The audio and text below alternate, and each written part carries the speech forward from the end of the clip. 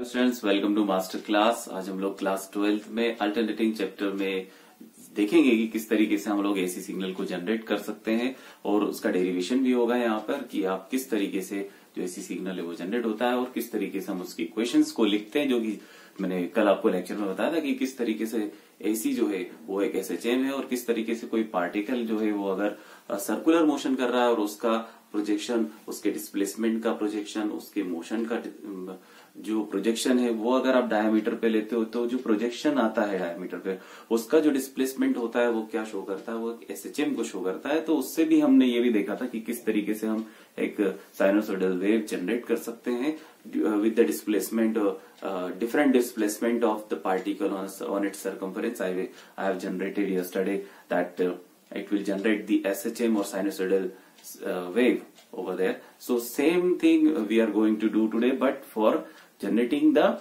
AC signal over here, है ना। तो वो हम लोग करके देखेंगे कि किस तरीके से हम लोग कर सकते हैं, एक्चुअल में क्या होता है जिसके कारण से एसी सिग्नल जनरेट होता है और उसकी वेव फॉर्म जो होती है वो एक साइनोसॉइडल वेव फॉर्म होती है। और एक और चीज देखेंगे कि बेसिकली हम लोग ये जानते हैं कि अगर इलेक्ट्रोमैग्नेटिक इंडक्शन जो होता है उसके कारण उसका बहुत बड़ा रोल है। हमने प्रीवियस चैप्टर जो हमारा 12th में था that was actually electromagnetic induction. तो हमने ये देखा कि भाई ओर्स्टेड ने बताया कि अगर कोई स्ट्रेट वायर से करंट होकर के जाता है तो मैग्नेटिक फील्ड आती है।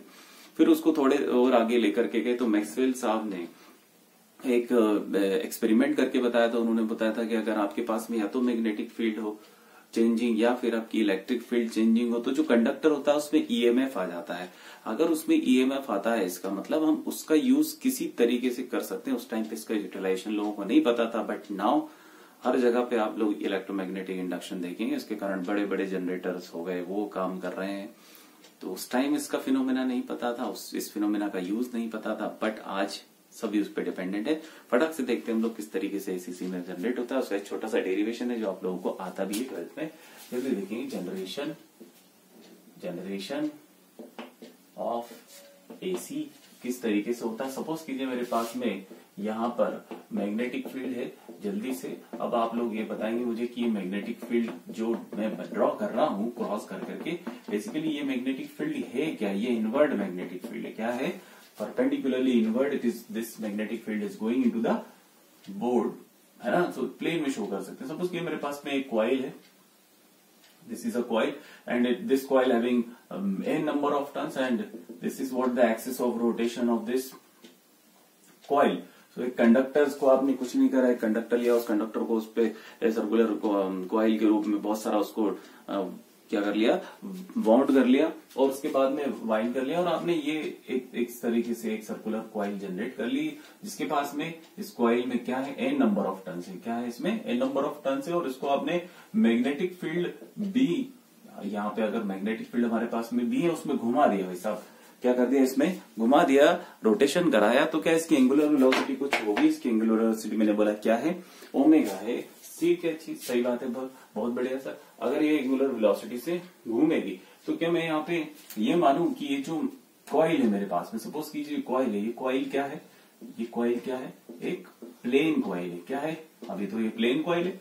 और अगर ये प्लेन है, अगर ये प्लेन है तो क्या इसका कोई प्लेन है तो इसका कुछ एरिया भी होगा, इसका कुछ एरिया भी हो गया। मैंने मान लिया वो एरिया है। अगर ये एरिया है तो एरिया क्या है? वेक्टर क्वांटिटी है। वेक्टर क्वांटिटी तो क्या इसका कुछ डायरेक्शन भी होगा, इसका कुछ डायरेक्शन भी होगा। बिल्कुल, एरिया वेक्टर क्वांटिटी है, इसका भी कुछ डायरेक्शन होगा। इसका जो डायरेक्शन होगा वो या तो आप इन परपेंडिकुलरली इनवर्ड मान लीजिए या फिर परपेंडिकुलरली आउटवर्ड मान लीजिए। मेरे केस में हम इसको मान लेते हैं कि वो परपेंडिकुलरली इनवर्ड है। क्या चीज? डायरेक्शन किसका? इस सर्कुलर प्लेन का डायरेक्शन, क्योंकि हम ये मान रहे हैं कि एरिया हमारे पास में वेक्टर है तो उसका डायरेक्शन भी होगा। सपोज कीजिए वो डायरेक्शन जो आपके पास में यहाँ पे एरिया का जो नॉर्मल है वो इनवर्ड है।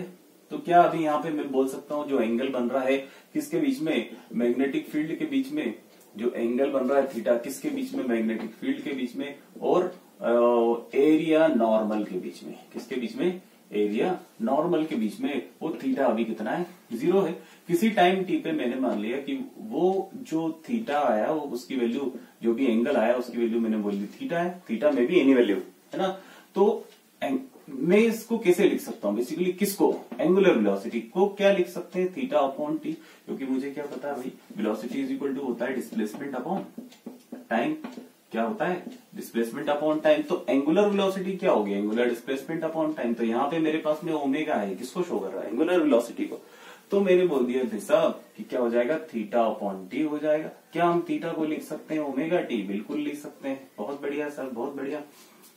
इस तरीके से हम इसको लिख सकते हैं। अब इसका यूज क्या है, अच्छा भाई इसके अंदर क्या ये घूम रही है, इसकी ये घूम रही है। आपने क्या करा, क्या कौन चेंज हो रहा है, बेसिकली किसका मोशन हो रहा है, मोशन किसका हो रहा है, कॉइल का। किसका मोशन हो रहा है, कॉइल का।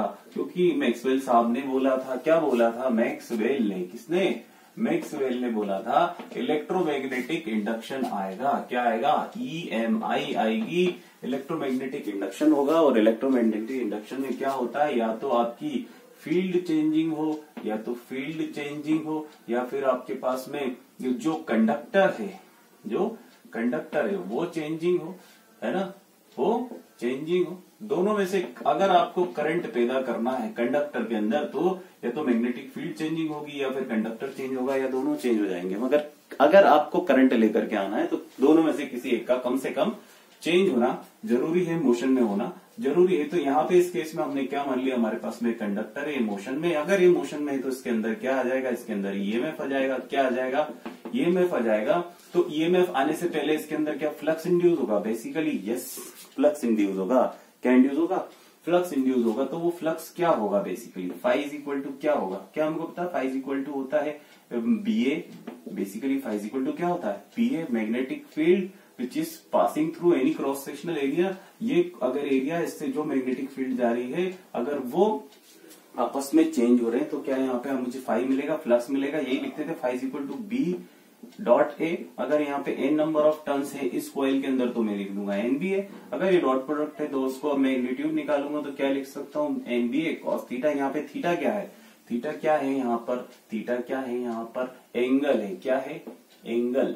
क्या है, बेसिकली एंगल है, या डिस्प्लेसमेंट बोल सकता हूँ, एंगुलर डिस्प्लेसमेंट बोल सकता हूँ। किसके बीच में, किसके बीच में भाई, आपके नॉर्मल के बीच में और मैग्नेटिक फील्ड के बीच में, जैसा कि अपने पढ़ा था अभी। तो फाई इज इक्वल टू लिख सकते हैं क्या, NBA cos थीटा। एक और देखिए, क्या मुझे पता है फेराडे का second law, Faraday second law of electromagnetic induction, second law of electromagnetic induction, Faraday का second law of electromagnetic induction बोलता है अगर EMF जनरेट होगा तो क्या होगा, फ्लक्स के चेंज होने के कारण EMF जनरेट होगा। फ्लक्स के जनरेट चेंज होने के कारण EMF जनरेट होगा। तो क्या ये मोशन में आएगी, ये मोशन में आएगी अगर, तो क्या हर पॉइंट पे इसका एंगुलर डिस्प्लेसमेंट चेंज होगा। एंगुलर डिस्प्लेसमेंट चेंज होगा तो फ्लक्स चेंज हो जाएगा, बिल्कुल, क्योंकि नंबर ऑफ फ्लक्स कितने कट हो रहे हैं उस पर डिपेंड करता है ना, कितने मैग्नेटिक फील्ड कितने क्रॉस सेक्शनल पे आ रही है, एरिया पे आ रही है, उस पर फ्लक्स डिपेंड करता है। तो मैं लिख सकता हूँ E is equal to minus d∅dt। हमें पता है माइनस क्यों आता है,